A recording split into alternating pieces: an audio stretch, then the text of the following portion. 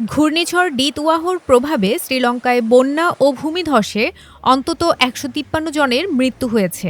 এছাড়া এখনও ১৯১ জন নিখোঁজ এবং সারা দেশে প্রায় ৫ লাখের বেশি মানুষ ক্ষতিগ্রস্ত হওয়ার খবর পাওয়া গেছে। এই ভয়াবহ পরিস্থিতিতে আন্তর্জাতিক সম্প্রদায়ের কাছে জরুরি সহায়তা চেয়েছে শ্রীলঙ্কা সরকার। গতকাল শনিবার দেশটির দুর্যোগ ব্যবস্থাপনা কেন্দ্রের ডিএমসি কর্মকর্তাদের বরাত দিয়ে সংবাদ সংস্থা রয়টার্স এ তথ্য জানিয়েছে।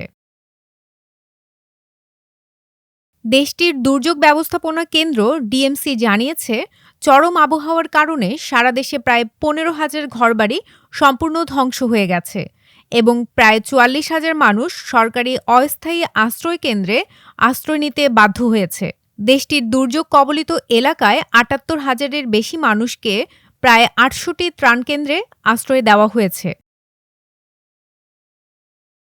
পুলিশ, নৌ ও সেনাবাহিনীর সদস্যরা খাদ্য বিতরণ, রাস্তা পরিষ্কার এবং আটকে পড়া পরিবারগুলোকে নিরাপদ স্থানে সরিয়ে নেওয়ার কাজে নিয়োজিত আছেন। কলম্বো থেকে ২০ কিলোমিটার দূরের শহর মালওয়ানা, কেলানি নদীর তীরবর্তী শহরটির বাসিন্দারা বর্তমানে গত দশকের সবচেয়ে ভয়াবহ বন্যার মুখোমুখি। স্থানীয় ব্যবসা প্রতিষ্ঠান, ফার্মেসি, সুপারমার্কেট ও কাপড়ের দোকানগুলো পানিতে তলিয়ে গেছে। মালিকরা দীর্ঘমেয়াদী আর্থিক ক্ষতির আশঙ্কা করছেন। এদিকে গতকাল দেশটির সরকার আন্তর্জাতিক সাহায্যের আবেদন জানিয়েছে।